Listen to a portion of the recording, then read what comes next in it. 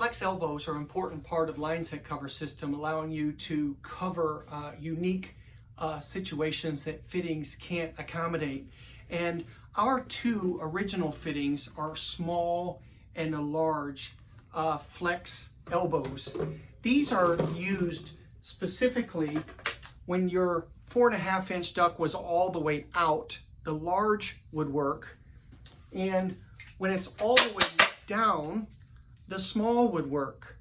And so traditionally this is for 2 or 3 line sets, depending on, of course, insulation thickness in your area. But we recently came out with a single zone system. In some parts of the country it's extremely popular, and with the new system we came out with a even smaller flex tube, and this one is 2 feet long compared to the other two which are 3 feet long. But when your single zone system is all the way down at its smallest collapsed position, that's where this small flex tube fits. And so we recommend that that's for single zone systems. In some rare instance with the smallest of insulation, you might be able to put 2 lines in that, but you wouldn't have a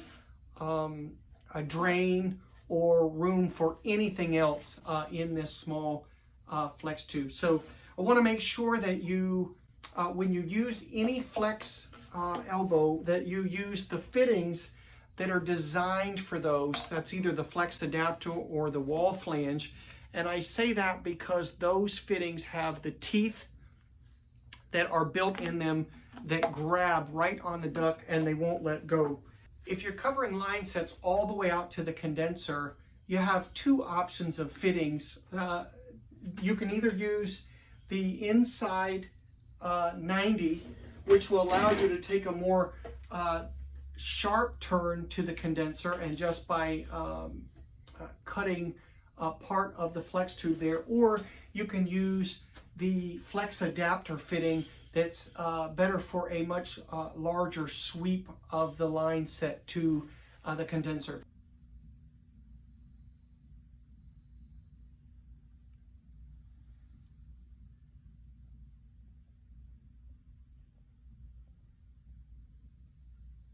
There are several additional videos on our YouTube channel, Flex for Existing Lines and Flex Tubes Meet Code. Those may be additional information to help you with the installation process of flex elbows. Let us know if we can be of assistance. Thanks.